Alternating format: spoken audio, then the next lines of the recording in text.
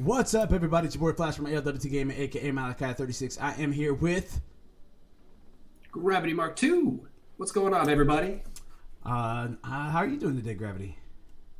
I'm doing pretty good, Malachi. How you doing today? Doing good. Doing good. Yeah, it's nice and sunny out. The sun is shining. Birds are chirping. You know.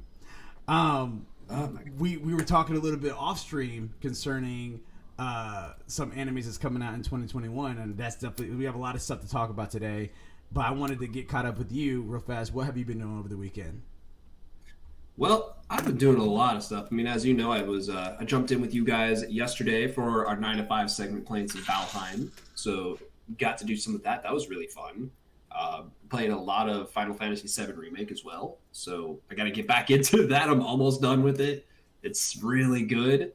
But in terms of anime, I've been actually trying to watch some more anime. As I was saying, I caught up with a lot of them. I caught up with Danmachi. I caught up with so far what they have out for ReZero. I've caught up with, gosh, quite a bit. Attack on Titan, I'm all caught up on. I've caught up on Jujutsu Kaisen. That time I got reincarnated as a slime. And also, I actually started to just watch the 2020 remake of Digimon Adventure. Yes. That was one that was definitely a big part of my childhood. I loved watching the OG Digimon from the 90s. So my guy. Yeah, so seeing a retelling of the story, and honestly the way they're telling it's really good too. The beginning of it kind of resembles it kind of is a very light retelling of the movie they did when they fought the Pokemon? the virus Digimon. Yeah. Yeah. And so they're letting the story breathe, which again, as you know, I love letting stories breathe. But I've also been watching Mushoku Tensei, Jobless Reincarnation. So that one actually has been really good too. As I was telling you, it kind of reminds me a little bit of a more serious Wise Man's Grandchild, and they're only 9 episodes in. So if you want to jump in on right now, it's a good time to jump on. Definitely, I agree. I've been actually this morning. Well, first and foremost, happy spring forward because again, everyone's clocks have moved forward an hour today. So hopefully you guys are not watching this and late for work. But this morning, my wife and my son woke me up. And it was kind of the perfect medicine because I woke up and I got caught up on all the animes that I was missing out on. I think maybe with the exception of Black Clover, I have to see if I'm fully caught up on that or not. But all the other animes I was back behind on. So ReZero, caught up on that this morning. Promised Neverland, caught up on that. That time I got reincarnated, caught up on that. Jujutsu Kaisen, caught up on that. So definitely some things I want to talk about that we went ahead and threw inside the document today. But before we dive inside that, I definitely want to give everybody out there a heads up. I've been kind of digging a little bit just to see what animes might be coming out in 2021. And this is what we have so far. So for the winter lineup, and I'm just going to name some of the ones that are bigger name titles, the ones that you might have heard about. I'm not going to go through every single one of them, but the list I am looking at, in case you guys are curious, is animecollective.com/anime-releasing-in-2021 / again. So I would recommend going there to kind of take a look at this stuff because it looks like a lot of this are pretty up to date. Attack on Titan, this is what's happening in the winter season that's going on right now. And we have Attack on Titan, the final season, started in December 2020, and it's ongoing right now. New episode's going to come out today, roughly around 3 p.m., according to Gravity-Mark's sister-in-law. The next one we have on here is Beastars Season 2. That started already on January 5th. Promised Neverland Season 2. That started it up. 7 Deadly Sins, Dragon's Judgment. That one was one that shocked me because I loved 7 Deadly Sins, and I didn't even know that was coming out, and that's out right now. I had to take a look to see if there's anything on Netflix about it, but it's called 7 Deadly Sins, Dragon's Judgment. It's anticipated to be maybe the season, quote-unquote, 4/5, depending on how you look on seasons on Netflix. And we got to see if it's even out right now. You might have to do that whole VPN trick where you switch your VPN area to show them that you're in Japan when you're really not, and so that way you can have access to those on Netflix. It looks like that Netflix was fronting that one. ReZero, starting Life in Another World, Season 2, Part 2, started on January 6th. The quintessential quintuplets season 2 started on January 7th. I can't say that word. Cells at Work Code Blacks January 7th had started on Funimation. Cells at Work season 2 started as well on the 7th Funimation. Let's see. So I'm a Spider, so what? That one started on January 8th. And I think that's pretty much it for all the big. Oh, That Time I Got Reincarnated as a Slime season 2 started January 12th. Log Horizon season 3 started January 13th. Redo Healer January 13th. Dr. Stone Wars January 14th. And yeah, so those are all the big ones that I can really think of off the top of my head that are huge for anyone that's following up. That started in January or the winter. But going inside here, this is the part that's pretty interesting to me. So this is upcoming. This is where I'll stop at. They also have some summers. We could talk about summer. Summer's not that far. And they also have some fall too. It's coming around the corner. So My Hero Academia season 5, that is coming March 27th. That's in 13 days, less than 2 weeks. Yeah, so you guys definitely want to be on the lookout for that. Shaman King, April 1st. If you guys know anything about Shaman King, you guys know that this is a banger of a gem. So definitely something that you guys want to check out. So stoked! I am so excited, dude. I am so I am so excited. Read the entire manga, amazing manga, and the fact that they're actually going back and retelling it and in a more accurate version to the manga, and also making it look better. It looks crisp. I'm so excited for it. Yeah. I'm right there with you, man. I'm right there with you. Next up, we have Kingdom Season 3 resumes on April 4th. Megalobox Season 2, Nomad, comes down April 4th. Yep, April 4th as well.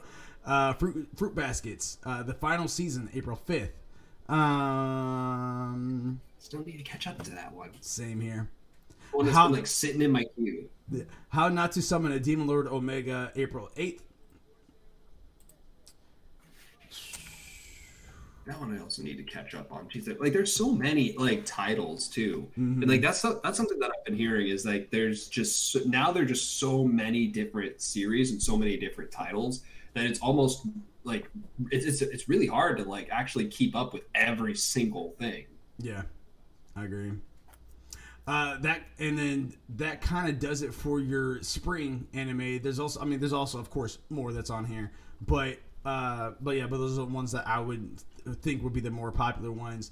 I'm sitting on A Million Lives season 2. That one comes out. There's another one that we're going to talk about actually at the end of this whole episode. So I'm not going to say that one just yet. The Detective That's Already Dead, July 2021. That Time I Got Reincarnated as a Slime, season 2, part 2, summer of 2021. I'm hoping that means that the last episode that we saw so far is not the last episode. Period. I really hope it's not. I really hope it's not. Because we were going to be talking about that today too as well. It's so much build up. I really hope it's not. Yeah, I'm hoping it's not either. Rising of the Shield Hero. This is for fall now. Rising of the Shield Hero season 2. I'm very excited about that. And that's pretty much the only major one for that. We also have some other ones that are that's TBA. That's TBA. Demon Slayer Kimetsu no Yaiba season 2. Bleach 1,000 Year Blood War arc that comes out. Baki Hanuma, that's supposed to be coming out this year. Code Geass Z of the Recapture, supposed to come out this year. Is that Code Geass? Is that that's what it is? Yeah. Is that a follow up series to Code Geass, or is it I think it is. I think it's a follow up. And then I might have to go back and rewatch Code Geass then. Yeah. And then the movies, the big movies that's supposed to be coming out again this year are going to be Mobile Suit Gundam Hathaway, Demon Slayer Kimetsu no Yaiba, the movie Mugen Train, Sword Art Online, the movie Area of the Night Without Stars, which is going to be pretty much about back in Aincrad with Asuna. And I think it's just going to be kind of a retelling of her experience through that, which I'm ecstatic for. My Hero Academia third movie. And Fate, Khalid Linear, Prisma Illa, The Nameless Girl. That all comes out this year most of it's supposed to be anticipated for this year. Some of it's actually going to be officially dropping, but we got a lot of anime to talk about for sure. We have a lot of stuff that's coming out this year. Very exciting stuff. There was one that I'm actually surprised I didn't see on there that makes me a little bummed, and that is Haikyuu, the volleyball anime. I very much like that anime a lot, and I'm hoping that there's going to be a different announcement concerning that. But yeah, that's one that I was really, really, really anticipating for because it ended really strong. So, Because I think the manga just ended. I think like this year or like sometime like just past year, if I'm not mistaken. For Haikyuu. Yeah, I believe so. Like I haven't been seeing any sort of updates on the Shonen Jump app in terms of new chapters, so I'm pretty sure it ended a while ago. Yeah, I'm really hoping. Yeah, I'm really hoping that it comes that it's coming. It's coming out this year. That's my hope. We'll have to see. Do we want to give a few quick little shout outs to Skimbo92, who gave us a recent follow not too long ago. A couple days ago, Hilo4110 had gifted a sub for Illis B Live. So thank you very much for that, Hilo. And he also used 100 bits to cheer us on. Thank you very much for that. Sweating Llama has rescribed for 2 months in a row. So thank you very much, Sweating Llama. Tao Monkey Face had subscribed for the first time to LWT Gaming. Appreciate you. And Duke of Crunk's brother is now following us as of 13 hours ago. So thank you guys again very much again for your love and support. We are doing giveaways to where everybody that is following us gets an entry into on a monthly basis. We'll get an entry to win a $50 gift card for the year of 2021. If you guys are sub to us, you actually get 2 entries into that. And if you guys are using the code word whenever we have our Alt Things Gaming on Tuesday, 6 p.m. Eastern Standard Time, if you guys use the code word within 24 hours of that time period, whether you should put it inside the chat or email us at leastwetried.gaming@gmail.com, you guys get another 2 entries in that. The subs can only happen once per month. The follows can only happen once per month. But the codes can happen anytime the episode comes out to increasing your odds. So the odds are forever in your favor. You know what I mean? So definitely something to check out there. Again, something to definitely check out there. We do that 6 p.m. Eastern Standard Time, Alt Things Gaming, where you can also check the latest episode of how our tips and tricks are of how to get a PS5. So far, they've been kind of proven accurate, and now with the methods that we have, Gravity-Mark 2 over there is still waiting patiently for his PS5 to be coming in here soon. So. I still keep forgetting about it. Like I say this every week, but I'm like, I still keep forgetting about it. I put myself in the mindset that I would never get it, where I'm just like, you know what? Probably not going to get it till April. Like, honestly, like summer, fall of 2021, probably never going to get it. And then now that I'm actually getting it, I'm like, oh, that's right. I gotta prepare. Like, I feel like I gotta prepare for like a baby. I gotta clear off a spot for it under my TV. I gotta make sure all my cords are in check. I gotta make sure I make space. Mm-hmm. So it's coming. I gotta do something. Gotta Windex the little entertainment system and you know what I mean? Yeah, just wipe it all down. You gotta disinfect. You can't be putting it on a dusty surface. Like, what are you doing? No, yeah, you can't have that. You just can't have that. But enough about that. We're here to talk about different types of animes because this is All Day Anime episode 11 for March 14th, 2021. If you guys like all that stuff, make sure you guys are checking us out on YouTube, Twitch, Facebook, Instagram, Twitter, all of that. Pretty much ALWT Gaming, anything. If you guys have a hard time finding us on YouTube, type in At Least We Tried Gaming because At Least We Tried. And our Twitch itself is www.twitch.tv/ALWT Gaming, which you guys, the other 43 that's currently watching right now, we appreciate you guys. You guys already obviously know that. But if you don't, that's where you guys can find us there. Again, my name is Malachai36. We have Gravity-Mark 2. We're going to dive right into this all-day anime segment, part 1. So, Gravity, I had finished the Crusade, our last Crusade, or the start of a new world.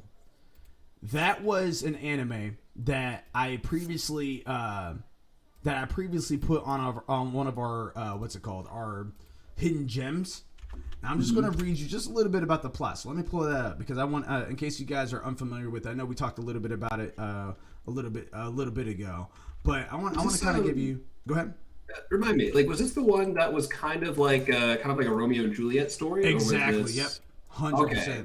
Yeah, and that's the part. It's like the perfect Romeo and Juliet story. So here's the plot of it. For years, a seemingly endless war has raged between the technological advanced heavenly empire and the country of powerful magic users known as the Nebulous Sovereignty.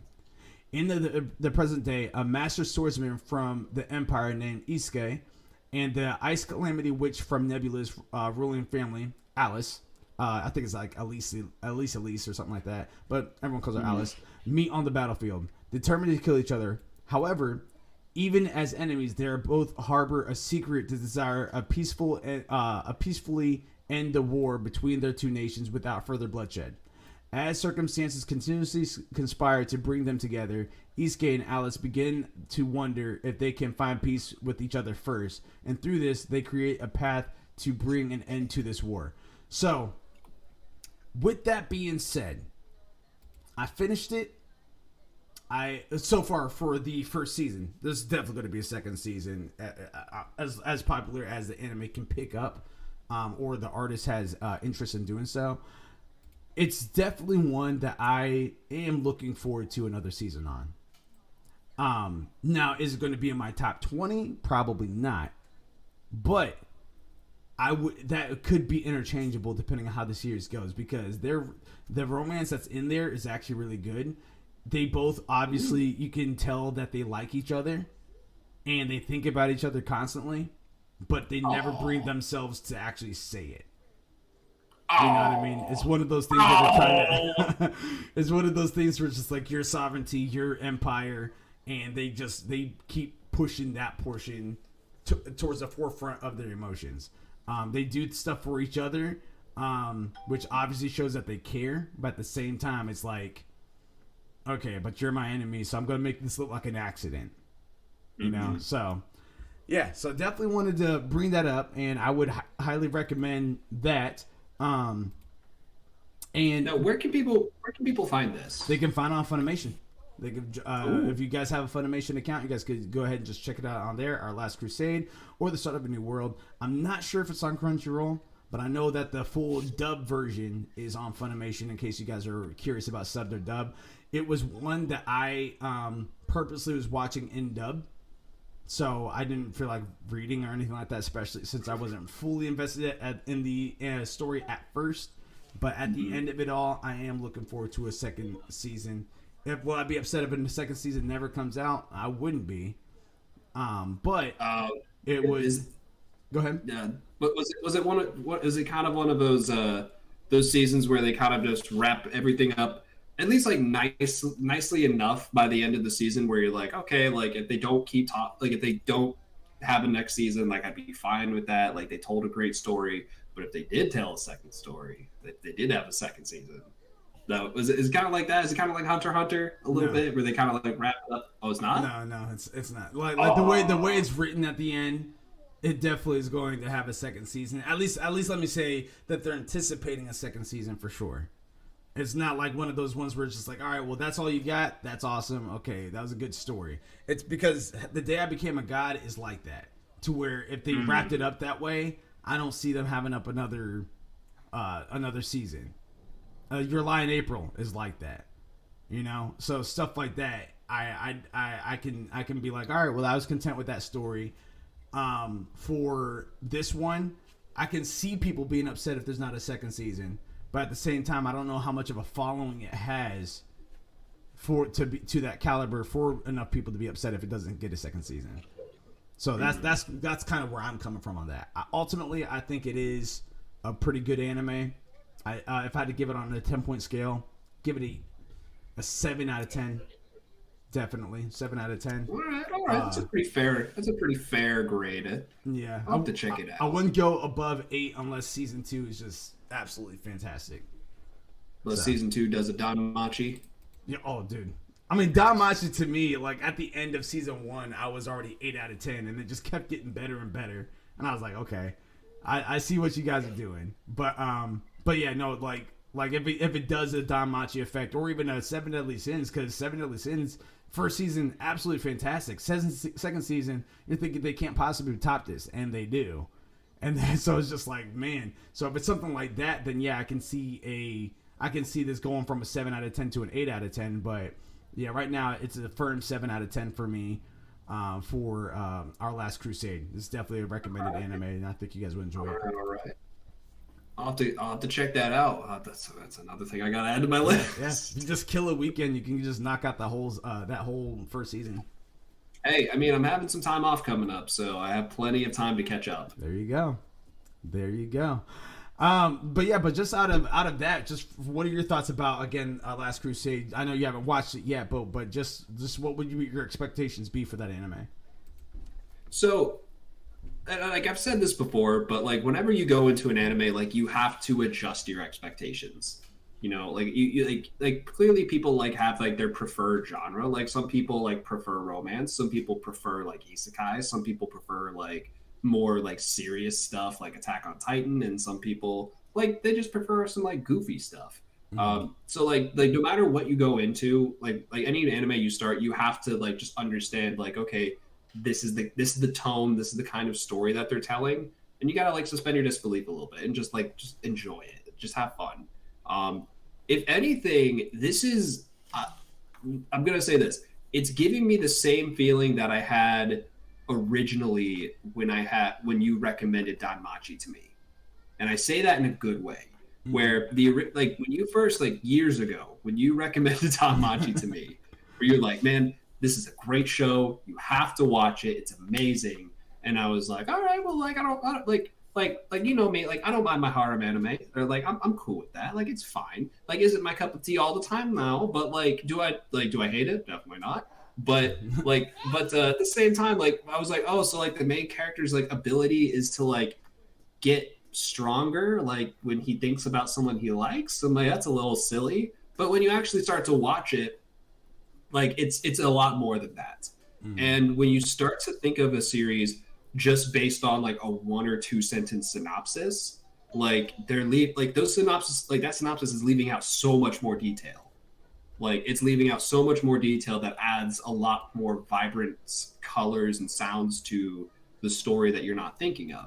And so like when I see this story, like when I see Our Last Crusade, I kind of look at it and I'm like, okay, like I'm getting some Sword Art Online feels from it. Like the main character looks very similar to Kirito. It looks very similar to Kirito, and I'm just like, okay, like it's a Romeo and Juliet story, like, you know, like and especially like when you say it like that, like you're just kind of like, okay, like sure, like I like now I get it. Now I understand like the whole thing. I feel like I don't need to watch it. But it's also one of those things where I'm like, okay, you know what?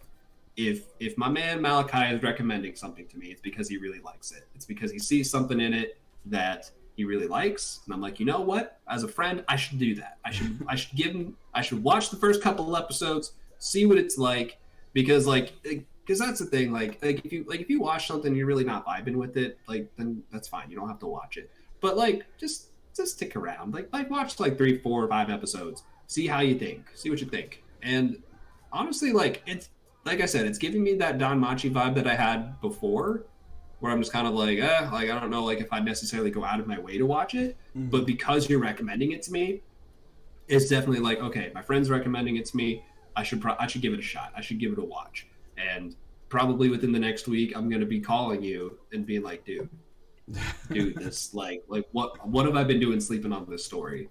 So yeah, I'm definitely going to give it a shot. I'm going to get it added to. Actually, I'm going to get that added to my library right now. Yeah, and it's definitely one of those ones where I can't stress enough. It is a fun anime to watch. Like the opening scene of it happens to be where Isuke is helping a witch escape from the prison of the Empire, and he works for the Empire. So it's just like, yeah. So it's just like, okay, what's this about? Like, why is he doing this? Now, of course, as a viewer, you're not thinking that right off the top of your head, but he is someone that is strongest in the Empire, and he's helping a witch escape. So, and it's like a little witch girl. Like when he comes in, she's thinking like he's going to come in and hurt her, but he's actually coming in to help her escape. And then he's on trial, and then he's in prison for a long time, and then something happens to where they have to bring him back, and so they end up bringing him out of prison. See, this is exactly what I'm talking about. Like, it's like the synopsis like doesn't like tell you all this extra stuff where it's like, oh yeah, like he was the strongest in the Empire, and then he helped a witch, and then he was in prison for a few years. And you're like, whoa, what? Like, I thought this was about this other thing. It's like, yeah, it is about that other thing, but it also has this. And you're just like, oh, well, all right, yeah, I'm in. I'm on board. Like, that sounds dope. Yeah, and they definitely have some really dope moments in there for sure, like in the fighting scenes. But at the same time, you could tell that their budget wasn't going solely towards the fights. It's really just the storytelling itself. So I wouldn't be. It's nothing on like Baki level. It's nothing on Seven Deadly Sins level as far as action goes. But it is something that is entertaining.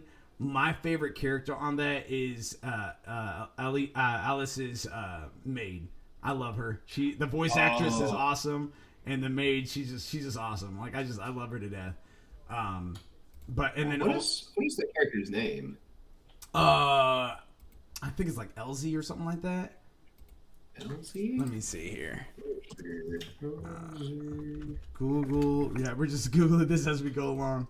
I'm just gonna Google this because I'm curious. Because like there are a lot, especially like with productions that are produced and dubbed by Funimation. Like they tend to like kind of reuse a lot of the same voice actors, and that's not a bad thing necessarily. It's just kind of a nice thing. Like when you kind of hear multiple anime, you're like, oh hey, like I know that voice. Like her name is Ren. Like, Ren. Yeah, her name is Ren inside the anime. But there's another character in there his name is Nameless, and I like him a lot too. He's pretty cool. I mean, I like him. I like his character design. Let me rephrase that. I like his character design. I actually don't like him, but I like his character design a lot. But yeah. Oh, all right. Yeah, really good stuff there. But enough about that. Promise Neverland, bro. Where you at? Where you at with Promise Neverland? What is your headspace in? Like, you're caught up. Mm-hmm. Do we know if Isabella? Do we know if she's like still evil, or is she still just playing the part? Like, what's happening there? And before we go any further, anyone that's currently watching this, as always, we're talking about current events for the most part that's happening on these newer animes. So what we're talking about today, we just talked about Our Last Crusade, the start of a new world. That was just more of an introduction. No spoilers there. But Promised Neverland and that time I got reincarnated as slime. If you guys have yet to get caught up, stop it right now. Go watch those animes. Come back and have a discussion with us about the thoughts about your thoughts and everything like that. Very much are very interested to hear what you guys have to say. You guys can type inside the chat box. You guys can message us on or at least we tried.gaming@gmail.com, or you guys can just message us on social media platforms if you just search on ALWT Gaming. We're very interested in what you guys have to say about that. But back to you, Gravity. Again, I will ask the question once more. Do you think Isabella is still evil, or do you think she's just playing the part for her children right now? I honestly think it's too early to say, because with this most recent episode, they added it in like very slick. It was really slick that the way they did it. They just like they only mentioned it once, and if you weren't paying attention, you would have missed it. But they called Isabella Grandma Isabella. Yeah. Which as of several episodes ago, there was already another previous grandma. So that either means that there's multiple grandmas, which I guess would make sense, or it means something happened in between, like that 1 year time skip, where that either that first grandma is now dead and Isabella is now the new one, or maybe that old grandma kind of like prepped her and groomed her to be the next grandma, or maybe she took that other grandma out and now she took her place. So like you can't stop me when it comes to theories, man. I can come up with theories seriously all day. I could come up with any theory, not really, but I love playing devil's advocate. I love just messing around with this kind of stuff. But yeah, like it's really hard to say, because I could really see the story going where Isabella is now the grandma. She's like cemented her role into the organization, and now she's really like, yeah, I'm hot shit. I can do this. Like I can make whatever I want happen. Like these kids aren't gonna get a one up on me again.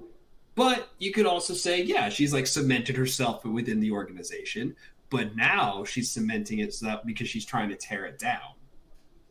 it could be either one of those, and the way that they're going about it is definitely interesting, especially seeing as though people are saying that it's so far it's deviated from the manga.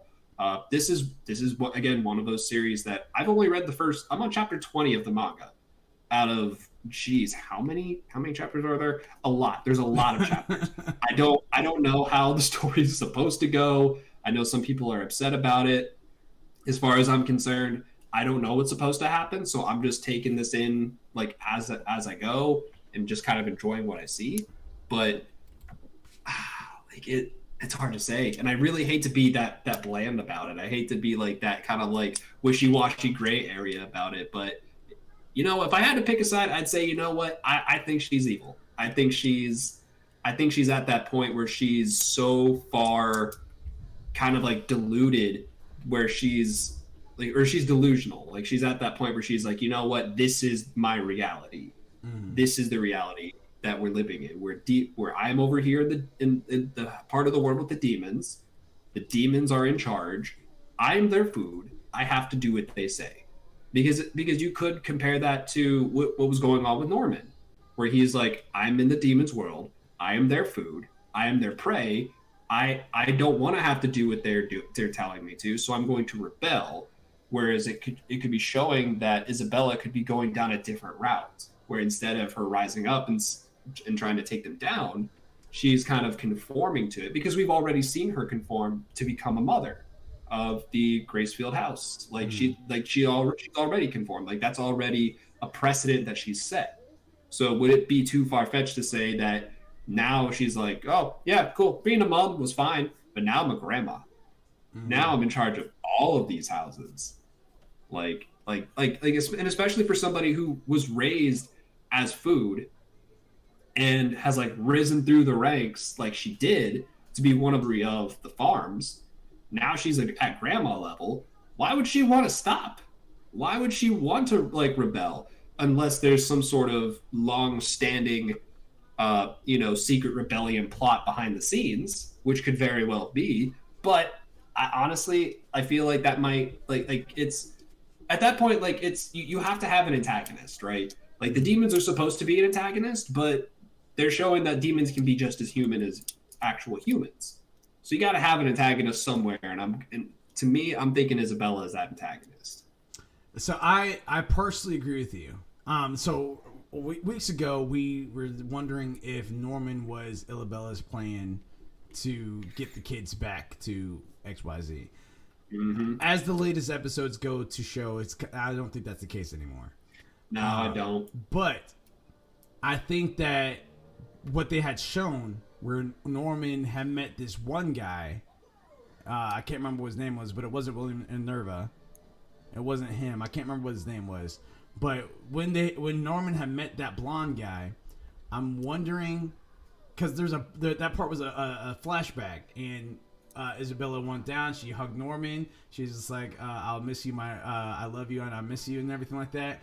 That moment right there, like Norman's kind of like petrified that she's hugging her, that she's hugging him. But I wonder if there's a scene that they're going to show us later, to where maybe she's whispering something in his ear when she does that. She might have. You know what I mean? Because that was something I questioned too. I was like, did she whisper something in his ear? Is he just petrified about the whole thing? What is it?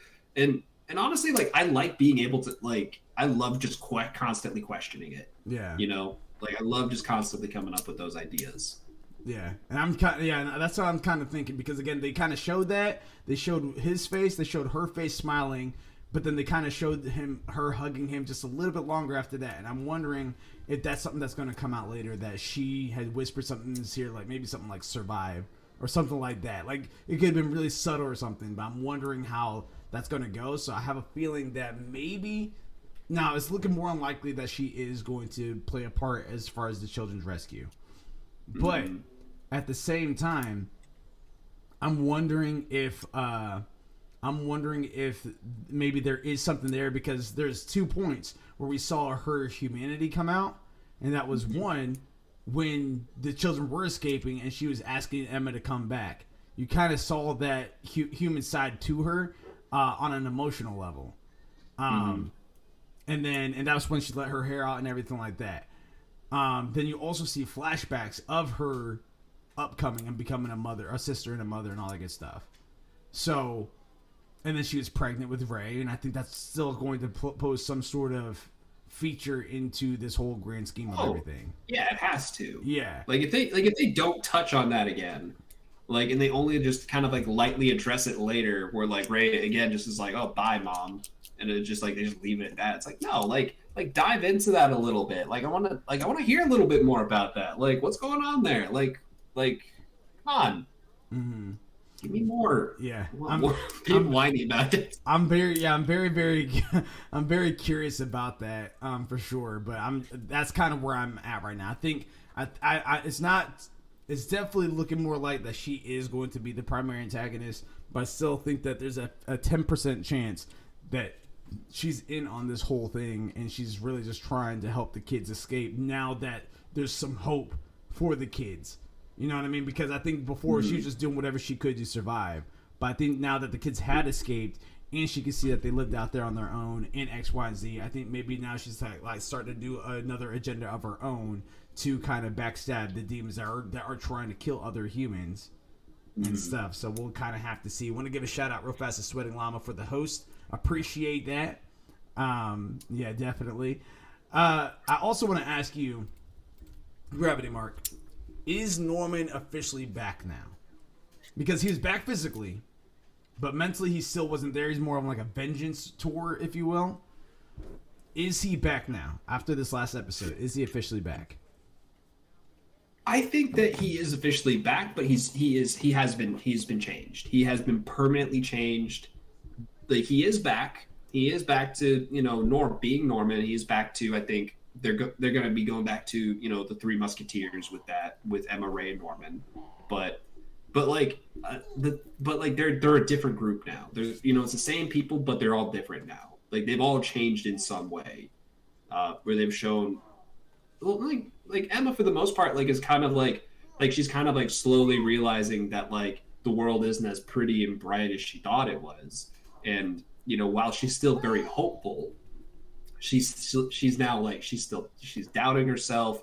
She's doubting the possibilities of things where she'll still go for it, but she's now like she still has that self-doubt where like they've shown a lot of different scenes where she kind of has that that sad smile where she's kind of like, yeah, like I'm putting on a smile, but like I'm really depressed. It's been a bummer.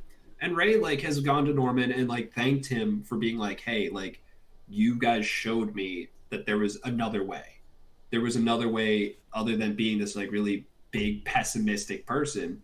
And now he's being a little bit more hopeful. Because if anything, Ray and Norman kind of switched roles for a little bit. Yeah, they did.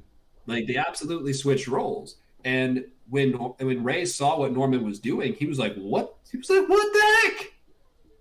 What's going on? You told me not to do this.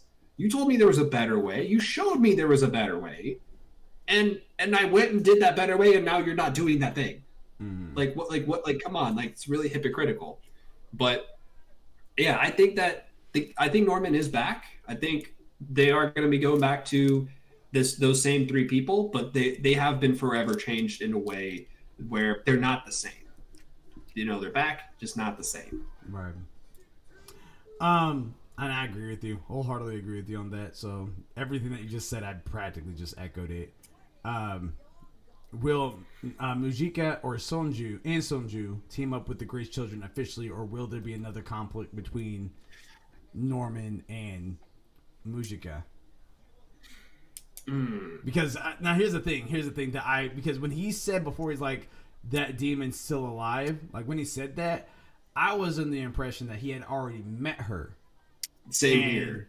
Yeah, and I was just like, snap, maybe they're actually evil after all. Of course, we know that Sonju have made that comment that I can't wait to eat their children and stuff like that. I know he made that comment back then.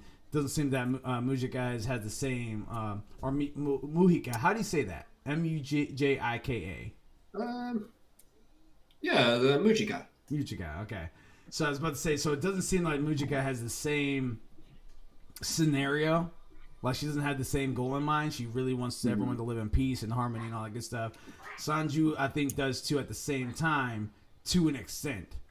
Like, he's like, all right, well, I won't touch these children, but your children's children, oh, they off the market. They fresh meat. Fair game. Yeah. It's like I don't know, like what people do, like with with certain animals. Like, because I think it was, if I'm not mistaken, it was like pirates or something. Like way back in the day, would like go to these like these like deserted islands and just release like livestock onto the island and just kind of let them go.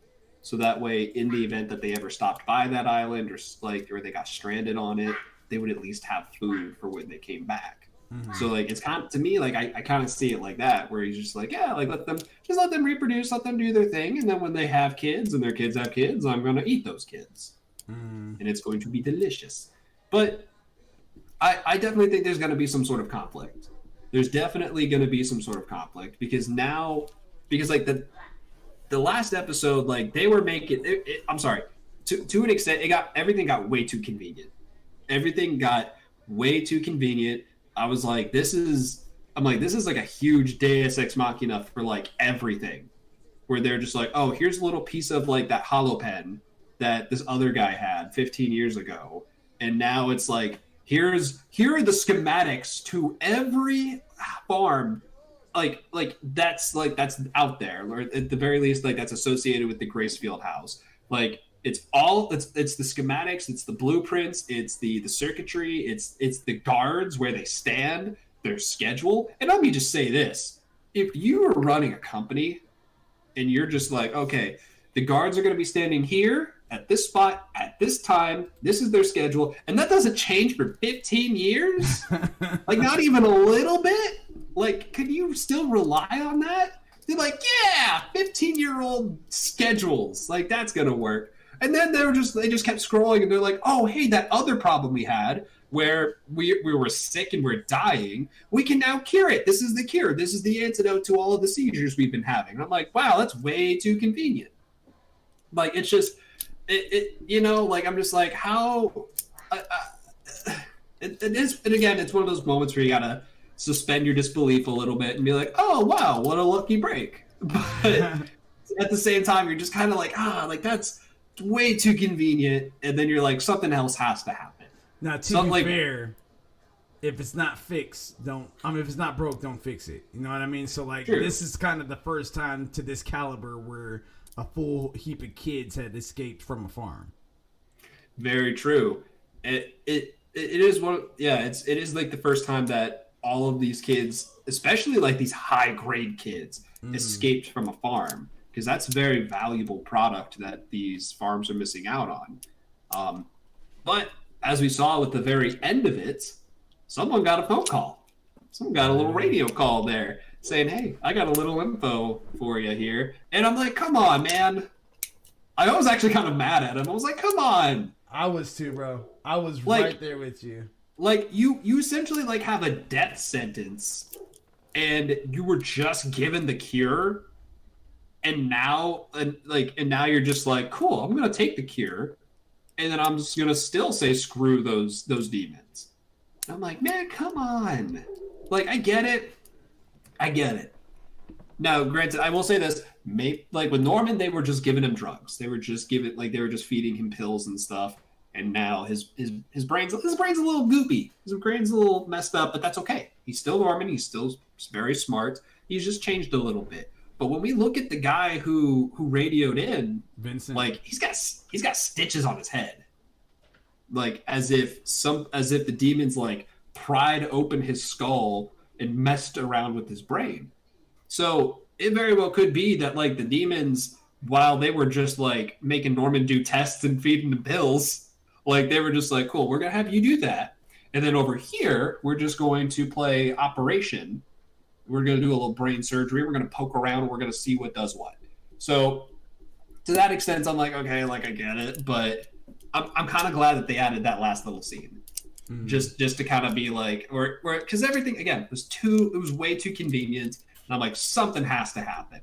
And then they're like, oh, hey, I have some information for you. I'm like, darn right you do. Let's bring the conflict back. Let's go. Let's make some noise. Let's make a ruckus. Yeah, Like and that happened to be like again, like he's making a deal with Gracefield, and it's just like, he's making a deal with demons. yeah, that's yeah, that's and I was just like, Like that's literally what he's doing. yeah, I was like, come on, Vincent, like come on, man, I didn't like that one bit. I still like Paper Bag Guy. Yeah, I still like Paper Bag Guy. With that, how do you think that the kids are going to react to Vincent betraying them? How do you think they're going to find out? Because ultimately, I think the one that's going to be the most impacted are the people that fled from Lambda with Norman and his comrades.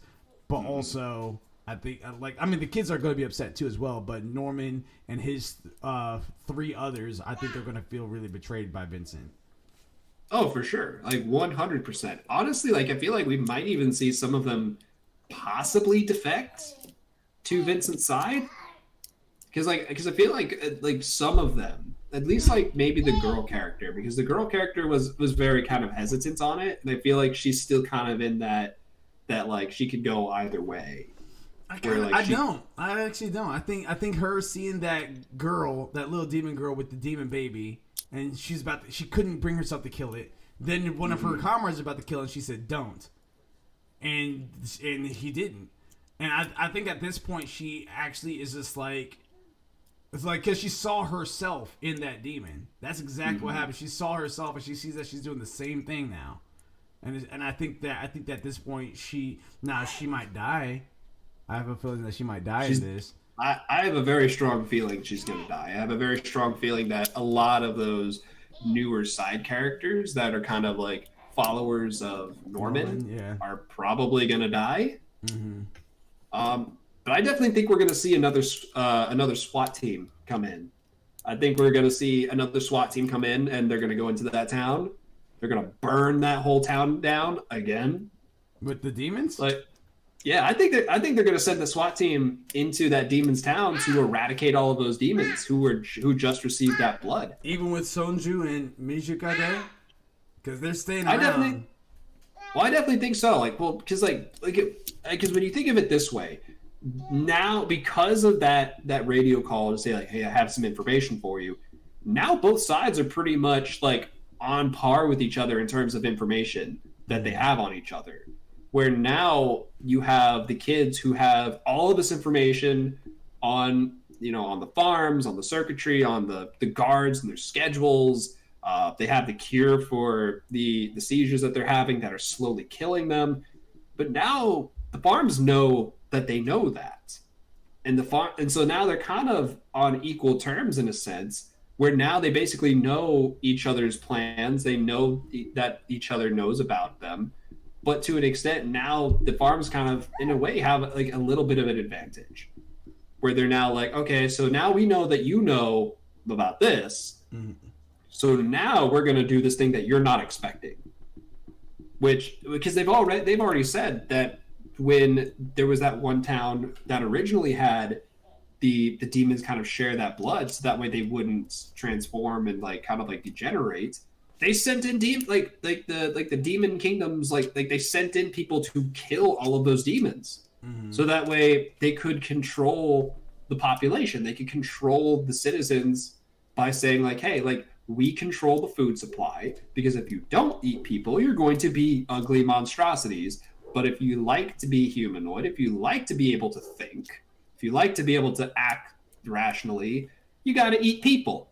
And where can you get people? You get people from us. So how about you listen to us and we give you people?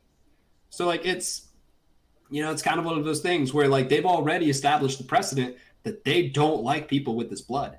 They don't like people having this blood. And now that they know that an entire town has that blood again, they're probably going to send a whole SWAT team of people in there. And we're probably going to see the town burn again.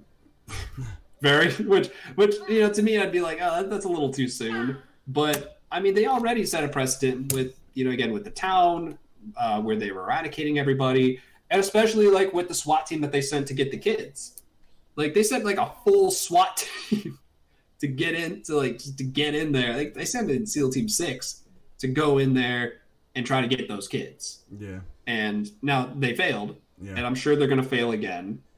But the town's probably going to get wrecked. We're probably going to be seeing some showdowns with Mujika and some of the other kids, or at the very least, like maybe Mujika like taking out some of the other people. But it's about to get real dramatic. It's about to get a lot of action, real dramatic, a lot of tension, and I'm super excited to see what happens.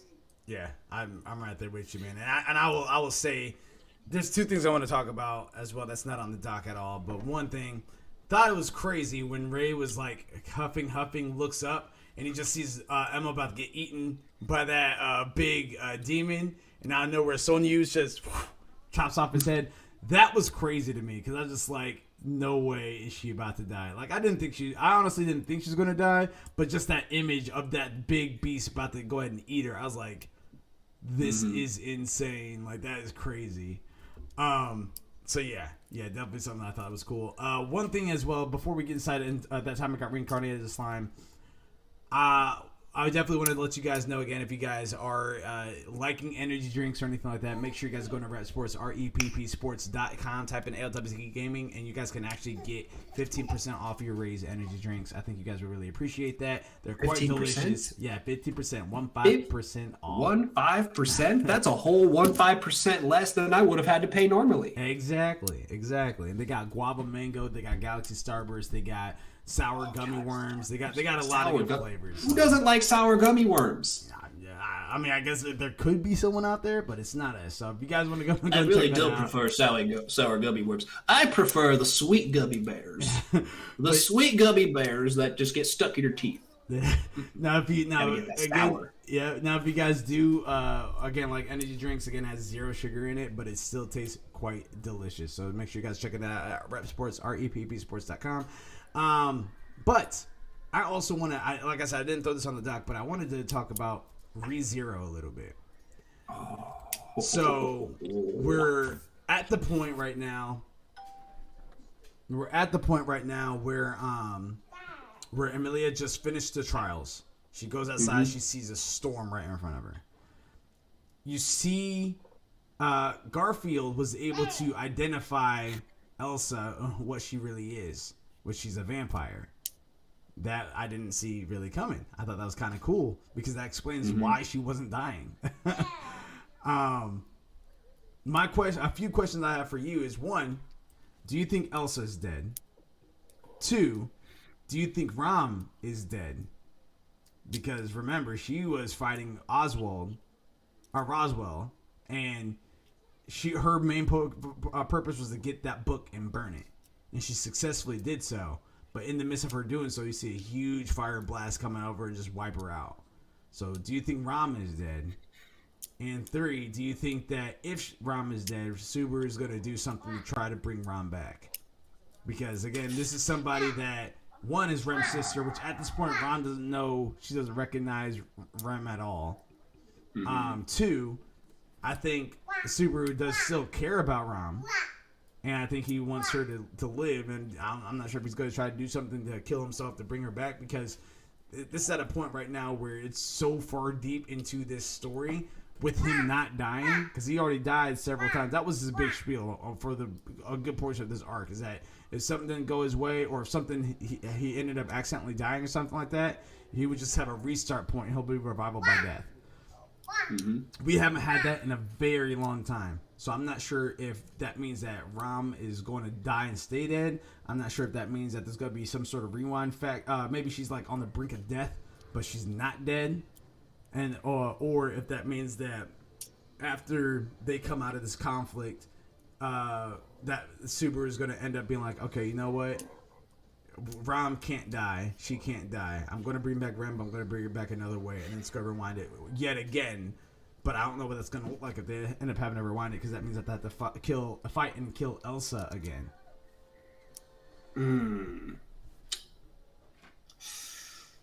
So to start answering some of those questions, do I think Elsa's dead? Do I think she's dead? At this point, yeah. I think at this point she's probably dead. Like, would I put it past me that she's alive? No, but like I'm more leaning towards her being dead at this point. They made it a very climactic fight with her. They made it a very dramatic fight with her, where she was like getting really into the fight just because of how aggressive Garfield was being. Yeah. But dude, I'm sorry, that scene where they were just biting each other, I was like, what is this? This is fucking cool. I mean, like, it makes sense that she's a vampire too, because like I said, we already know that he's a meta beast. So he was obviously biting her, and then she ended up biting him back, and I was like, man, it's kind of getting a little aggressive. I was like, dude, this is getting like real like animalistic. Like this is like it's because like it's starting to like devolve from like a very almost kind of like a human like fisticuffs with a sword fight to now just biting each other. Where I'm like, oh dang, like that's nuts. But I mean, he dropped a hippo mob beast body on top of her. Do I like? And he even said like, I just have to keep killing you over and over again. Like he's like, eventually you'll die. Yeah. And do I think that like she could have survived that? Yeah, like there's the possibility that she could have. But in terms of like story building and kind of like building up to that moment, they kind of like made that seem like a very dramatic moment, like kind of an intense moment. And it kind of like felt like this is the last we're going to see of her. So to me, like at the very least, like the way they told the story, it seems very much like this is the last time we're going to see her. And I'm fine with that. She was fine. Like she showed up like a few times. Like I mean, really, like she's only been like a problem like twice. You know, like the first time that she kept killing Amelia and everybody like in the very first part of the season, and then like with this part now. So like she's only really kind of done that twice. So you know, I wouldn't be surprised if she did die, and maybe her sister is the one who ends up kind of like picking up her mantle as being kind of like one of the antagonists that kind of pops up where now she's like, hey, you killed my sister. Yeah. I'm real mad at you now. So like, that's kind of how I see that. Do I think Rem is dead? No, I don't think Rem is dead. Rom? Yes, Rom. My gosh. Jeez. Rem, oh my gosh. Rem is my favorite. Right there with you, man. Yeah, because I will say this: if they do kill off Rom, that would be a very bittersweet thing. Because like if they like let's just say hypothetically they kill off Rom, and then Rem is able to wake up, everyone's able to remember her, and she's able to be like, cool, like where's my sister? It's like, oh, she's dead. It's like, oh, that would be a very dramatic kind of like plot line to kind of touch on. And I think while that would be very interesting, I feel like it's too soon to kind of have that. I feel like if they were going to kill off Rom, it would be closer to when they kind of bring Rem back. Because at this point, they're still not very close to bringing Rem back. Like, in terms of, like, actual days, like, how long has it been since, she's been out like that? It's only been maybe a couple days to a week or so. I can't lie to you, man. I don't know because they rewind it so much towards the beginning. I lost track of time. Yeah, because they rewind it so much. Like in terms of Subaru's perspective, it's been weeks to him. Like it's been several weeks to him. It even looked closer to a month or so. Mm-hmm. So and that's kind of the perception that the audience gets. But realistically, it's only been a couple of days, maybe a week or so.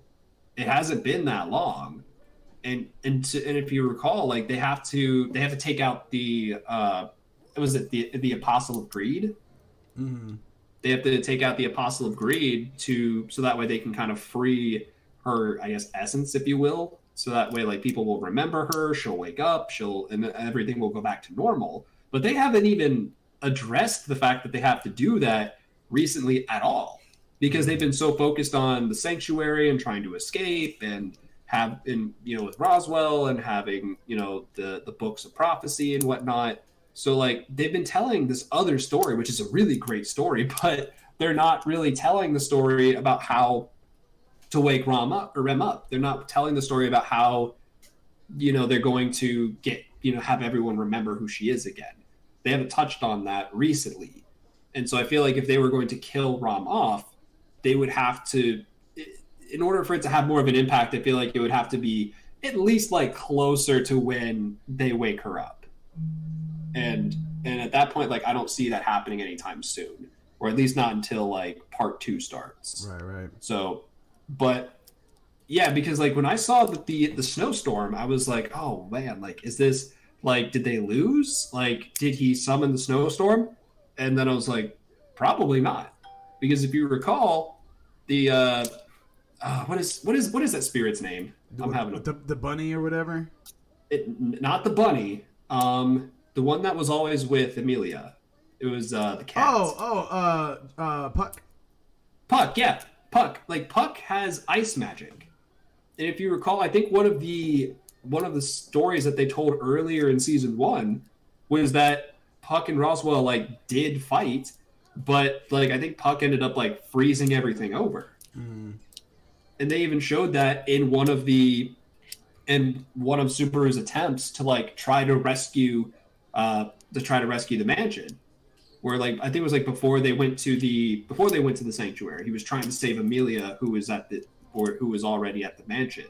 And by the time he got there, it was snowing. It was a blizzard. He walks up to the mansion and he sees an enormous giant monstrosity of Puck, who ends up freezing him and killing him. Yeah. And so it's kind of like, to me, it's a deceptive way of trying to say like, oh, like his goal is to, start a winter and freeze everything over. But at the same time, you have a character whose ability is to freeze everything over.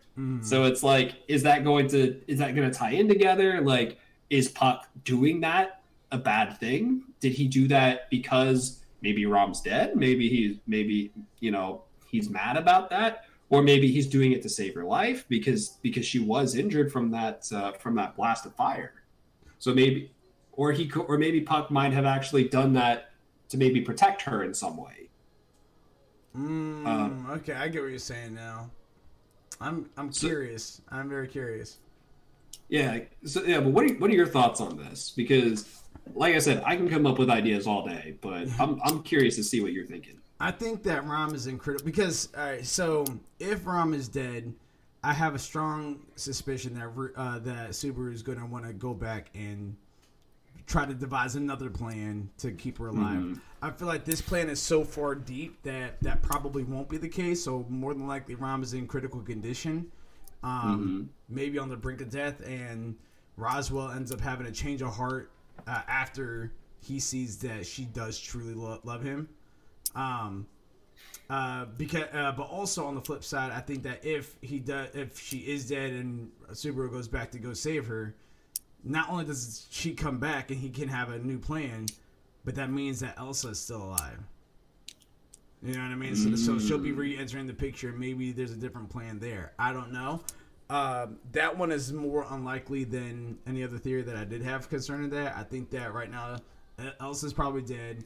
Her sister might be wanting to do the vengeance thing, which I agree with you on. I think Ron might be in critical condition, and maybe Amelia, or maybe Roswell's about to go ahead and put the finishing blow to her, that Amelia comes in and saves her or something. Maybe it'll be something. Oh, that could be it too. Yeah, because Amelia does, because like by the time Amelia's done with the trial, it's already snowing. It's already like practically a winter outside. Yeah. So something had to have happened between the time that she came out of the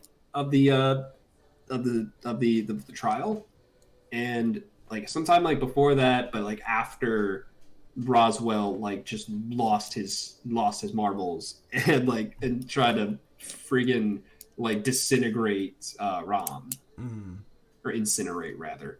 But yeah, like that, like something had to have happened. But to me, like I'm really thinking that it has to do something with Puck, because Puck can make winters. He can make things freeze over. Like we've seen it happen before. Like there was a whole like side episode where like that was what he was doing. Where he was just like, oh, like I got too much magic. I got too much mana. I got to release it. And then he makes a friggin' like winter in the middle of summer. So like I wouldn't put it past me that like they're trying to kind of like lead you to one idea, but like really it's like, oh, like it's actually just Puck doing his thing. Yeah. We'll have to kind of see, man, because I love Rem. I don't want to see Rom die though. I don't want to see Rom die either. Like she's a great character. I'm also curious though too, because this season or this part of the season really tackled the idea of how Subaru has been kind of going about handling his revival by death, because even like when he found out that like Rom was like was unresponsive and nobody remembered who he was, he thought he failed, and so he was like, oh shoot, like, and then he just stabs himself in the neck to kill himself, and then he goes back and then he realizes that it doesn't go back far enough. Yeah.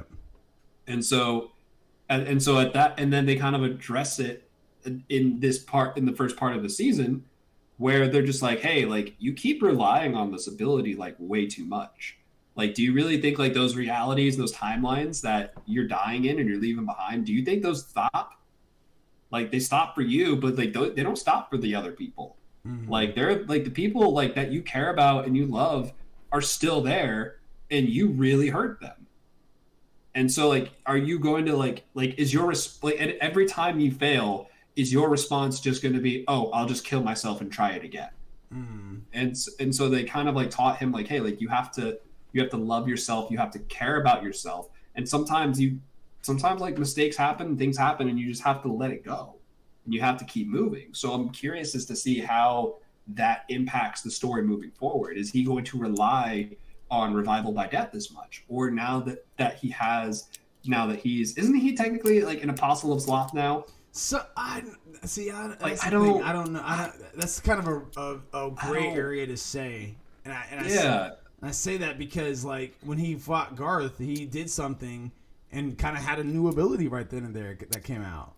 So yeah, because now I'm wondering like if because I'm sure like it's still going to follow the same formula where he's going to be failing several times and he's going to die several times, because like he did even have that one run that he had where he like had the idea in his head that he was going to die, where he's just like, I'm just going to gather as much information as I can, and then I'm going to kill myself, and then I'm just going to go back and like put it all to work. Mm. And he was kind of scolded for it. He was kind of like they're like, what are you doing? Like, why are you doing this? Mm. Like, what? Like, don't heavily rely on it. So I feel like he's still going to be dying frequently in the next part of the season. I'm sure like they're going to have another thing like that. That's just kind of like the rhythm of the show. But I feel like they're probably going to start having him rely on maybe his shadow magic, or maybe his new hands ability to kind of like, you know, to progress the plot moving forward, instead of him heavily relying on his revival by death. Mm. Yeah. The last topic I definitely want to talk about was that time I got reincarnated as a slime. All right. What are your expectations for this upcoming battle? You know what? I want you to start this one off. What are your expectations for this upcoming battle? I want to see some full-fledged, like, you know how like they went off to go fight the Orc Lord? Mm-hmm. I want to see something like that on 30. I have a feeling that something like that on 30 is coming, because Rimuru was like, this is kind of a replaying of what had happened there. Not exactly, but I'm just saying the actual like kind of setup. Rimuru's inside the chambers. He's with his trusted colleagues. He's giving them orders as far as, I want you here, I want you here, I want you there. They're doing all that. Now the only difference here is that Gabiru's not in the way, because he went ahead and started attacking early or anything like that. Now, and I'm actually excited to see how Gabiru fights. I'm actually, because Gabiru, like, there's a point in there where I was just like, and now granted he didn't say anything, and then shortly afterwards he was very arrogant and everything like that, but that's just Gabiru's nature. But like there's a point in there where he was in the caves with Soe, and he was just sitting there and they're listening to Rimuru talk, and they looked at each other and they just like kind of nodded or something. I was like, Gabiru grew from that moment. So yeah, he did. Yeah, but I am very excited to see Hokuro take out those people that it was over to the west. He's just like, if I'm not mistaken, those same individuals would be there. And Rimuru was just like, yep, more than likely. I want to see him do some work, man. I know it's coming. I want to see Gobta go off the rails because of Gobzo being dead. I want to see that happen. I think Ranga's moments have kind of, like, Ranga's still very powerful, but I think his moments of him like really, really shining and showing the Tempest Wolf and everything like that, I think that is kind of it's kind of done. Now he's just there for Rimuru. But I want to see Benimaru just go in there and take out all the Imperials. You know what I mean? I want to see Soe just go. I want to see the whole shebang happen. That's my expectation. And here's the last thing I will say, because I think this is actually one of the topics that we have on here. So this kind of goes inside this same category. Topic number 3. So I'm going to combine these together. I think we're about to see Rimuru lose his ish.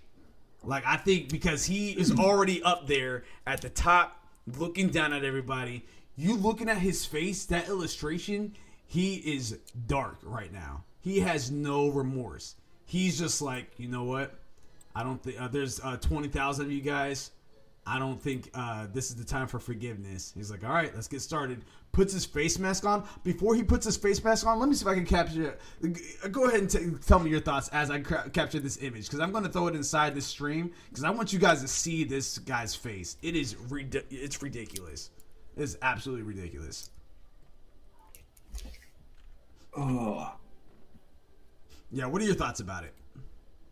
So far, I definitely think that we're going to see Rimuru kind of lose it. But I think we're going to see him lose it in an almost kind of controlled way, where like I feel like he's going to be kind of like he's already demonstrated, like honestly, like verbalized in these last couple episodes that while he has the humanity of a human, he's still a monster. Like his new form is a monster at heart, and I feel like he's embracing that more.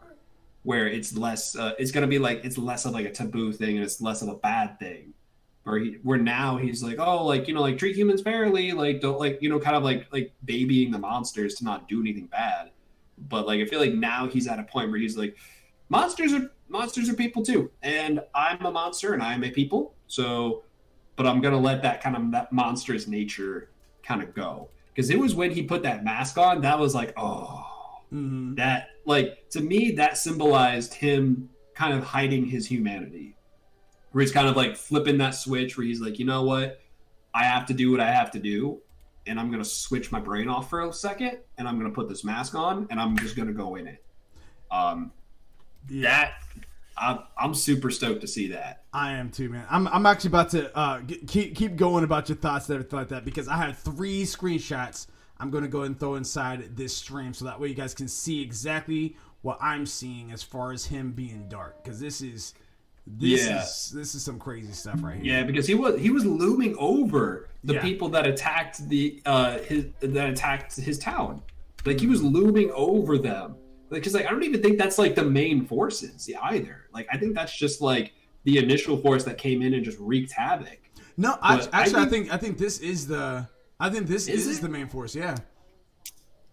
Regardless of whether it is or not, I definitely think that we're gonna see the main guy, like the blonde guy, who kind of like led the charge in there and was like kind of like bah, bah, bah, bah, bah, bah, bah.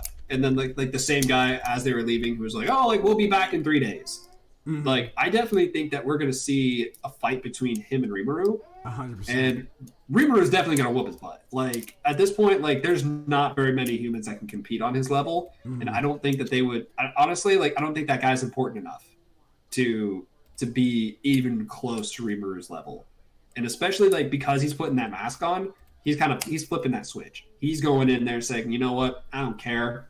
Like, I'm not here to try to make friends. I'm here to kill you and eat you so that way I can be a demon lord. 100%. Like that's he's like, that's my goal. That's what I'm doing. Sorry, you're in the way.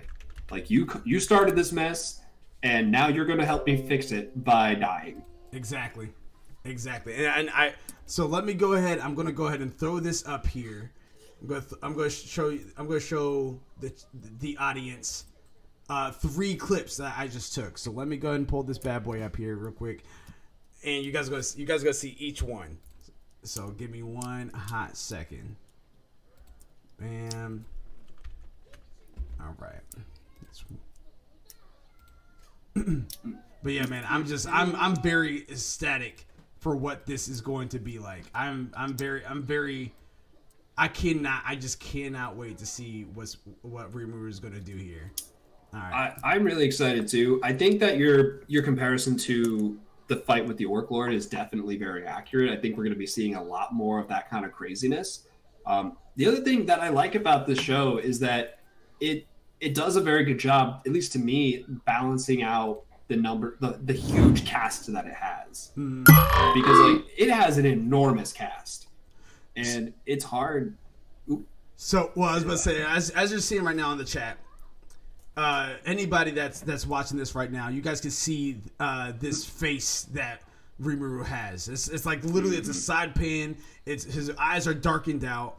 You can't really, I mean, you can't see his eyes because they're foreshadowed in the angle that he's at and everything like that. But this particular illustration is a dark illustration. This is nothing to be like happy about, and we know Rimuru to be a happy, ongoing type of guy. You know what I mean? This is that whole "I'm gonna f you up" attitude. All right. What I mean, again, like he's just the whole demeanor about it is just like you guys are straight up garbage to me now. Moving on over to this one that's about to be popping up here in a second. And for anyone that's audio listeners, I apologize in advance. You guys would actually have to check this out on our streams or on YouTube or anything like that. You guys can't see the chat because of the ALWT logo right there, but right there it says, he says, looks like there's no need to grant them forgiveness. That's what he's saying as he's looking down right now onto the nation. All right. Then this is the nation that he's about, the military that he's about to get ready to wipe out. So there is that. And again, the sun's behind him. What's in front of him? Darkness. That anger. That him scolding down on that particular group of humans that infiltrated his area while he was gone. You think he's forgiven them? He just said it. He's not. He's ready to wreak havoc now. And then this last scene that I'm going to go ahead and throw in there, which you guys are not going to be able to see. You guys can see the face, but look how calm he is. But it's not like a calm like I'm calm, I'm cool, I'm collected. This is like this is the calm before the storm. That's what this look is. And he says, "You're all going to be food for me." That's literally what he says. And look how his attitude is. This is not the same Rimuru that we remember earlier when he's fighting the Orc Lord. This is a whole different Rimuru. All these clips as well. I went ahead and went to my Crunchyroll and took it off of there. But yeah, this is a whole different Rimuru, guys. This is not the same Rimuru that we know and love and everything like that. We still love this Rimuru and everything like that, but still, this Rimuru is ready to really crank some stuff. Yeah, and when you look at a lot of those pictures, like especially like the first one, like really kind of shows, like it's really focusing on his wings, mm-hmm. and how they look very demonic and very almost kind of like they're very monster like, where it's like we're like, you know, like he himself is the focus of that scene, but in that frame right there, it's really showing how big his wings are and how much more, I guess, important and centralized his identity of a monster has become compared to him, where he's still there, he's still human, but that identity of the monster wings on his back will always be there. Mm-hmm. And especially with the second panel that we saw, where he's looking down, where he has the light shining behind him, but in front of him is darkness, where it's almost kind of like he's leaving some of that hopeful light behind, and now he has a lot of this dark. He's now going down. He has to go down a dark path. Yeah, saying like, hey, like I can't forgive you. And in the last scene where he's just like, you guys are going to become my food, like that's him really kind of, it's almost like him sounding like he's talking himself into it, where he's kind of like, all right, you guys are going to be my food, like, all right, let's like where he has a very plain face, where he has a very expressionless face, where he knows what he has to do and he doesn't like it, because we've seen time and time again where in other anime, like a character who would have seen a death, like, I mean, we saw it like with Trunks, like future Trunks, when future Gohan dies, he lost his marbles. Mm-hmm. He lost it and went Super Saiyan and tried to go after the androids.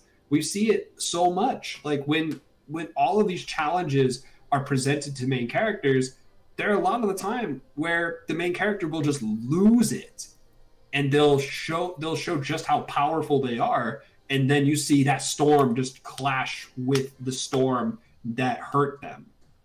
But we're seeing a different kind of story with this, where Rimuru is very composed.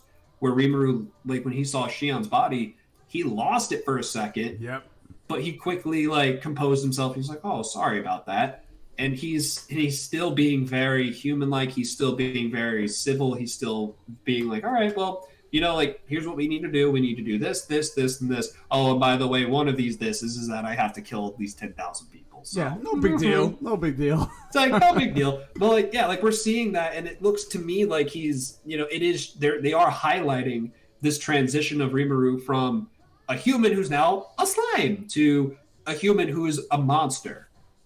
As much as he is a human, he is also a monster, and they're really highlighting just that, how big of a transformation he's kind of going through. Where now it's not just his physical form; it's now he kind of has to give up a little bit of his soul, a little bit, to get the thing he wants. And I'm sure like it's going to tell a story of like, is it worth it? Yeah. Is sacrificing that piece of your soul worth it? Like, how much of a change are we going to see in Rimuru's demeanor when he becomes a demon lord? Like, is he going to be the same Rimuru, or is he going to be more, arrogant? Is he going to be a little bit more aggressive? Is he going to be, is he going to be mean? Is he going to be mean? Is he going to be mean, Malachi? Are we going to see a mean Rimuru? I think, because here's the thing. I think Rimuru himself, I don't think he's going to change necessarily. I think what he just needs to do right now is get this revenge out of his system. Hold on one second. My son is calling me. No, you're good. But to kind of expand on this a little bit, though, well, actually, I kind of expanded on that a lot. But yeah, I definitely think we're going to see some changes from Rimuru. I definitely think that we're going to see a little bit. Like, I think we're going to see a little bit of change from him, but I think it's going to start to tell more of a story of conflicting morals, and like, how much are you willing to sacrifice to achieve the things that you want? Like, is doing something bad, do two wrongs make a right? Yeah. I definitely think that we're seeing that type of story. What was the old ogre's name? It was like Kakaru? Yeah. Oh yeah, are you talking about the ogre? Well, now he's now he's a kid. Yeah, that's Hokaru. Yeah, Hokaru. Yeah, I'm definitely excited to see what he's gonna bring. Yeah. Because we already saw Benimaru is going to be 1 against 100 people, and he's already shown he can easily handle that. Yeah. But even like Hokaru was like, "Oh yeah, no, it won't be a problem now." He's like, now I won't be. He's like, now that you say that we don't have to hold back, I'm fine. Yeah. You're like, oh, that's right. Like, he was being weakened and he was holding back. Mm-hmm. He was like, cool, I don't have to hold back anymore. I'm good. So it is really that explosive monstrosity. Oh my gosh, I'm making up words now. It's like it's that explosive just monstrosity of these characters that I love seeing. Like, I love seeing their human side, but I also love seeing like that ferocious beast that comes out like whenever like things get real. Right. And I think that they're doing, like I said before, I think they're doing a really great job balancing out the characters, where they're giving each character just enough time to breathe. Where, like, you even said it with Ranga. Like, Ranga, like, they've kind of like shifted him into more of like a background character, which I'm fine with. Same with the form, like the ogre, not the ogre, the goblin. Yeah, Rigard. Yeah. So like kind of with him too, like he's kind of been like put back into kind of a background role, but like they're giving them more things. They're constantly giving them things to do, and I love that they're giving them things to do, because it does make it keeps their characters relevant, where it no longer becomes the Rimuru show. It's like Rimuru and everyone else. Right. I was about to, so out of that, it is Hokuro or Hakuro, however you say his name, is he the one that you're most excited to see, like in this fight? Honestly, I'd probably have to say Benimaru. Benimaru? Yeah. Yeah, Benimaru. Gapta though was definitely one that you mentioned where I was like, yeah, like I want to like because like he did get his butt whooped. Granted, he again was also being weakened, but we've seen Gapta several times just absolutely go nuts on people. Yep. And I'm like, yeah, dude, I love seeing a goofy, funny character like that get serious and flip a switch and just wreck everything.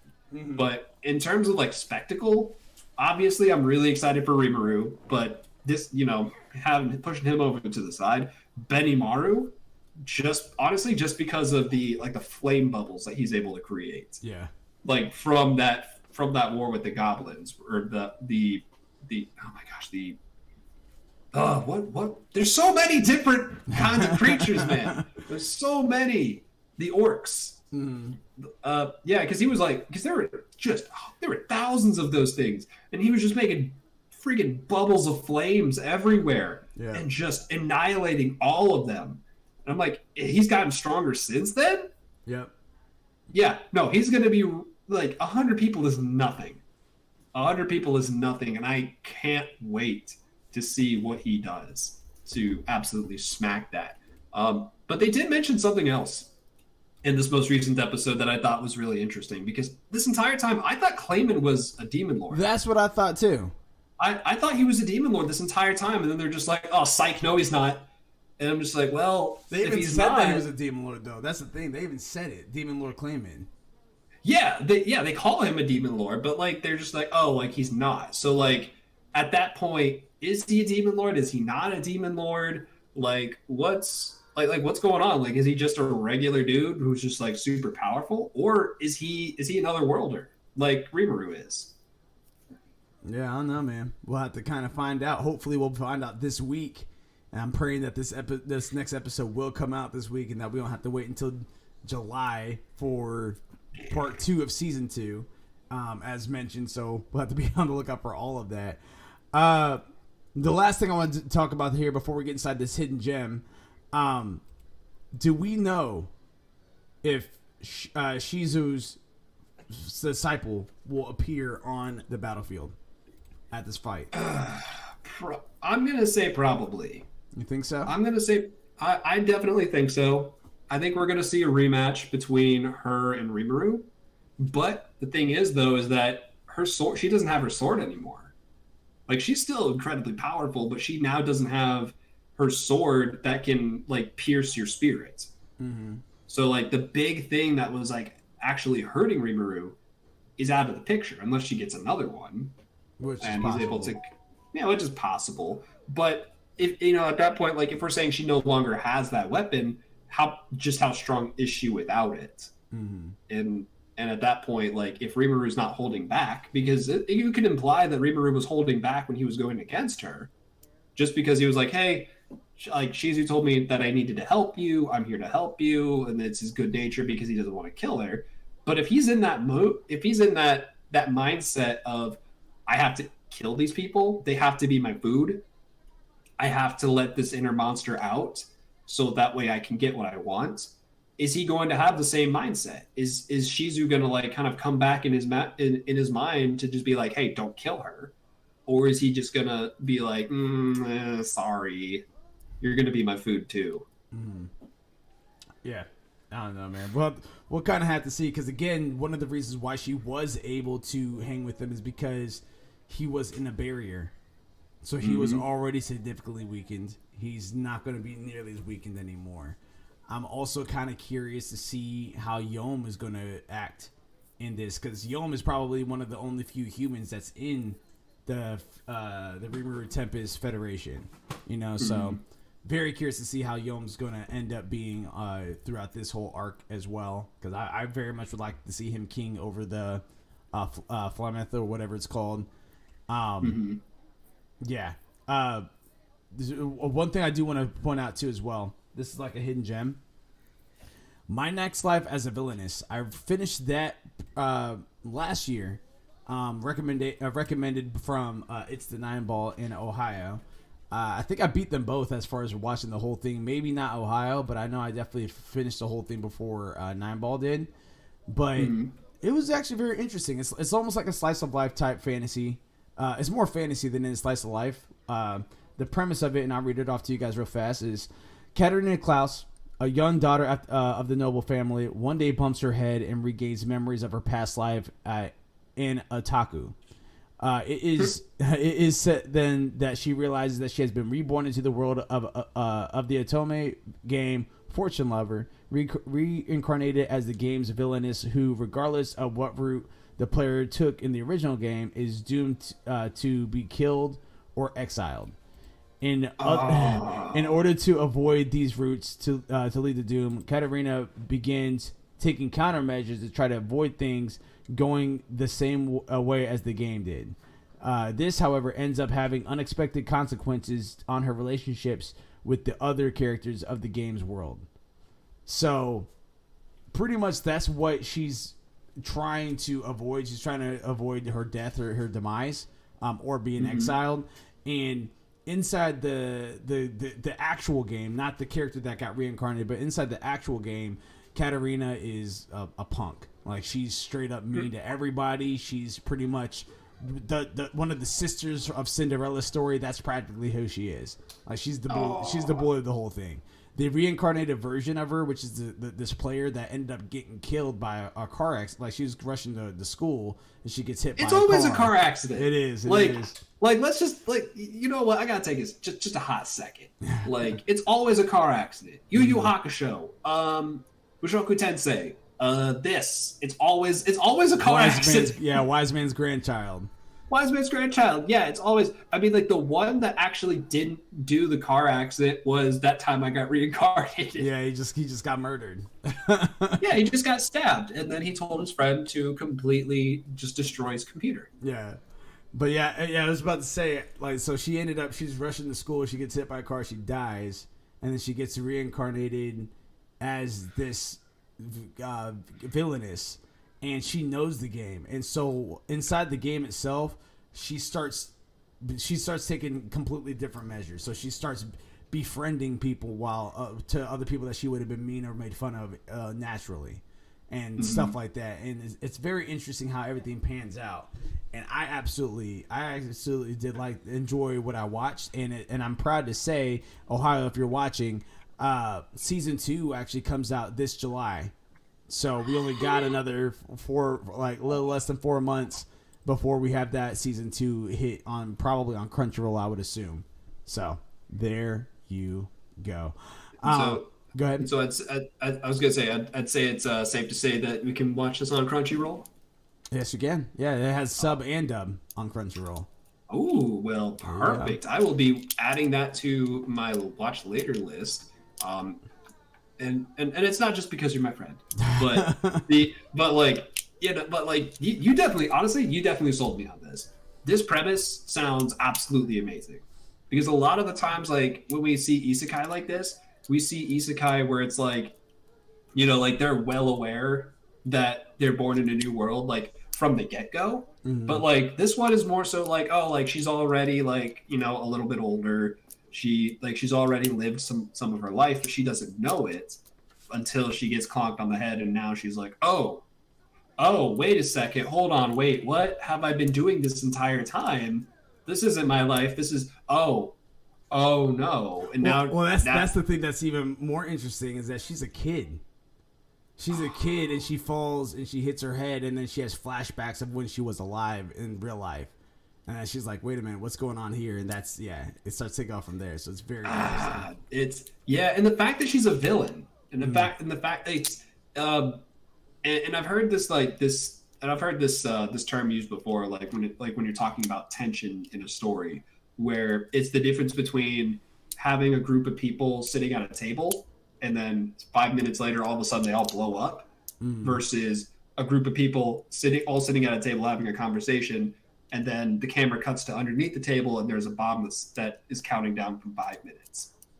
So the fact that it's like it's kind of showing that it's telegraphing that bomb of, no matter what choices her character made in the game, like that character was always going to either die or she was going to be banished. And so now it's adding that tension of like, okay, so we know like what's going to happen if she fails. So let's just see what she does to try to not fail. And that to me is really grabbing me, because I'm just like, oh my gosh, what would you do? Like how would you live? Like, you're just like, you're gonna either die or you're gonna be banished. I mean, personally, I'd preferably be banished, but if I could stop it, I would. But it's one of those things where you're just like, if that was me, how would I do it? It's also really cool because it has like the type of game that she's in. It's practically Dragon Age, so like your choices matter. And she's just like, all right, so if I do this, then this will happen. And she'll even say that out loud. She'll be like, if I do this, then I know that this will happen, and then I'll die. Or if I do this, I know that this will happen, and this will happen. So like she's trying to find strategic ways of how to prevent her demise pretty much the entire series. And it's pretty entertaining to watch. Boom. Added to my watch later list. There you go. Yeah, and again, it is one of those slice of life type animes, but it's more fantasy than slice of life. So I was about to say, I know some of you guys watching may enjoy more action, more adventure, more whatever. This one is something that is a little different, so I think you guys will enjoy it. Yeah, and the last thing I want to end off with, which we can bring to the table next week, but I want you guys to give a full week of thought about this. For anyone that likes anime or video games, we have ourselves a fantasy death match, and this is a very classic one. It's a very classic one. It's been asked before, but in a fight, who would win? Squall from Final Fantasy VIII versus Cloud from Final Fantasy VII. So definitely give some thought about it. Next Sunday when we come back here to all day anime, that's what we'll open up with. I'm gonna get your thoughts on that, Gravity, and for anyone else that is interested in partaking in that, just shoot us an email at leastwetried.game@gmail.com, or you guys can comment inside of our message box on social media, which is ALWT Gaming, pretty much everything. As you guys can hear, my son has called me once again. Do you have anything lastly that you want to end off with there, Gravity-Mark? Peace, love, and anime. Take care of yourself. Take care of each other. Be nice to one another, and just enjoy yourself. There you go. And don't forget, tomorrow is going to be a Sin segment with TBF Abyss and Mildewy Carrot. So make sure you guys are checking out his channel for that. It will be hosted on our channel, but you guys will be able to see his channel as well as they go through Halo. This Tuesday, 6 p.m. Eastern Standard Time, is All Things Gaming. We're going to give you guys the gaming news. We're also going to do the code word that's going to be in for March for the drawing for the winners for that. And don't forget, you guys can actually sub with us. If you guys have Amazon Prime, you guys have Twitch Prime. If you have a Twitch account, link them together. You guys can actually give a free sub to any streamer that you guys support or want to watch. If you guys use that sub for us, you guys will be entered into the drawing to win a $50 gift card of your choice, which I'll be reaching out to you through your inbox. Yeah. And then, of course, Thursday's going to be Smite Night. Saturday, nothing going on Saturday, which brings us all the way back to Sunday, all day anime. Of course, you guys can check out our website at www.alwtgaming.com for any upcoming events or calendars or anything like that that's going on. Again, I'm Malachai36. This is Gravity-Mark 2. We're signing off. Control, Alt, Complete. Peace.